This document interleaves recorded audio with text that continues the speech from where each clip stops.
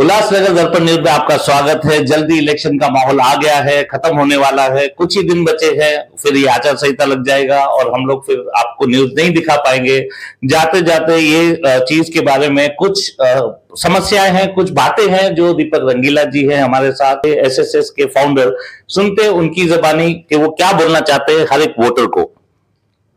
जो जीनियन वोटर्स हैं उल्लासनगर के या हमारे कल्याण लोकसभा क्षेत्र के, हमें जो बातें बताई गई कि बहुत सारे लिस्ट से नाम गायब है, वो अभी नाम डालना असंभव है। कोई ऐसा रास्ता निकालें आधार कार्ड या इलेक्शन कार्ड के ऊपर उनको वोट करने का हक मिले।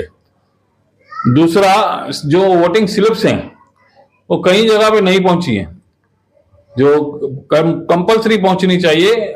जो लोग इनकी प्रचार कर रहे हैं, जो भी पार्टी का, उनके जो कार्यकर्ता हैं वो पब्लिक से अच्छा तरह से मिल रहे हैं, सब कुछ समझा रहे हैं, पैम्पलेट बांट रहे हैं, लेकिन स्लिप बांटने का काम जो है वो जोर से नहीं हो रहा है। हो सकता है 2-3 दिन में वो क्लियर हो जाए, क्योंकि प्रचार 18 तारीख को बंद हो जाएगा तो स्लिप बांटने का काम भी ज्यादा हो जाएगा।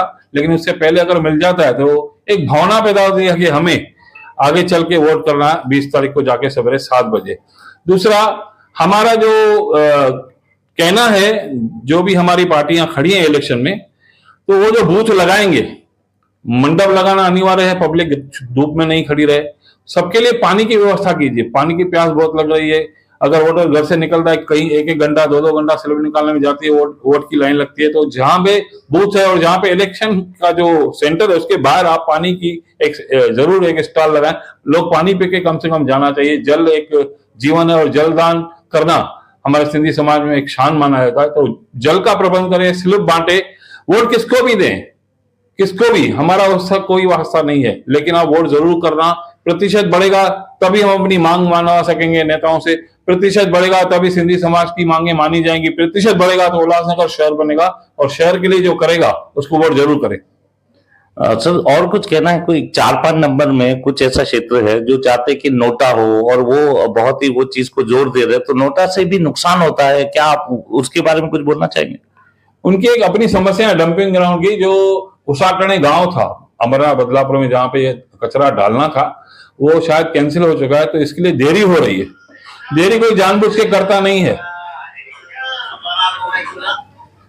देरी कोई जबरदस्ती करता नहीं है, लेकिन जो देरी हुई है उसका जो अंजाम जो है वो आगे चल के, अभी सांसद के चुनाव, फिर आमदार का चुनाव होगा, नगर सेवक का चुनाव होगा, सबको भुगतना होगा। इसका रास्ता निकालना चाहिए। वो लोग तो सर, हम लोग अभी पत्रकार परिषद परसों था, हम लोग वहां गए थे, उन्होंने श्रीकांत शिंदे जी ने कहा है कि हम लोग का काम चालू हो गया है और हम सब मिलके एक ही जगह पे हब बनाएंगे, जहां पर पूरा वेस्ट को हम लोग रिसाइकिल करके और अच्छी तरह से वो आउटपुट देंगे। मुझे विश्वास है सांसद महोदय पर, अगर उन्हें भरोसा दिया है तो हो सकता है भरोसा पूरा भी हो जाए। लेकिन आज तक भरोसे पे ही काम चल रहा है। तो डंपिंग ग्राउंड का मुद्दा जो है सबसे बेकार है, क्योंकि वो रेसिडेंशियल एरिया में लोगों की तबीयत खराब है। मैं उनके हक में हूँ, डंपिंग ग्राउंड के पीड़ितों के हक में हूँ, क्योंकि अगर हमारे सामने ही कचरा फेंका जाए तो सोचो आपकी क्या हालत होगी। तो ऐसे में वोट करना या वोट न करना या नोटा को करना, वो उनकी अपनी मजबूरी है, या यूं कहे तो उनका एक विरोध प्रदर्शन है। परसों हम लोग पत्रकार परिषद पे थे, हमारे ही जो रिपोर्टर्स है, सीनियर रिपोर्टर्स, प्रिंस विजय पीवीएफ के और चन्नी सिंह हमारे उल्लासनगर दर्पण न्यूज के सीनियर रिपोर्टर हैं, उन्होंने कुछ मांगे रखी। एक तो ये था डंपिंग ग्राउंड का, जो आपने अभी जवाब दिया। दूसरा था 24 घंटा डीडी चैनल। तीसरा था कि सिंधु नगर उल्लासनगर को दिया जाए।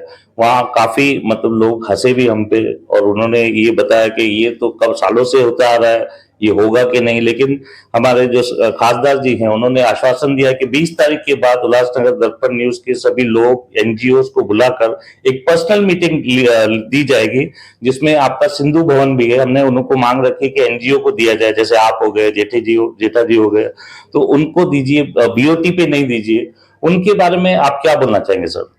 मैं आप दोनों को, जो हमारे जांबाज पत्रकार प्रिंस विजय बोल रहे हैं, चन्नी सिंह को, दोनों को मैं शाबाशी दूंगा कि सिंधी विषय पर उन्होंने बातें की और उनसे मांग की सार्वजनिक रूप से, और उनको जवाब देना पड़ा जी। तो ये बहुत अच्छी बात है। डोंबिवली में होकर इतने अच्छे सवाल उन्होंने पूछे और शिंदे साहब ने जवाब भी दिए हैं, और उन्होंने हर बात के लिए प्रयास करने के लिए बोला है। तो मैं शिंदे साहब को भी कहूंगा, अपनी जो जय झूलेलाल संघर्ष सेवा समिति की तरफ से, कि जो भी सिंधी मुद्दे हैं जरूर उन पर ध्यान दें, क्योंकि आप ज्यादा से ज्यादा, मुझे ऐसा लग रहा है कि आप उल्लासनगर से लीड ले रहे हो। Yes. व्यापारियों की आप बातें सुने, सिंधी समाज की बातें सुने, सार्वजनिक समाज की आप बातें सुनते हो, चाहे मराठी हो, गुजराती हो, उत्तर भारतीय हो।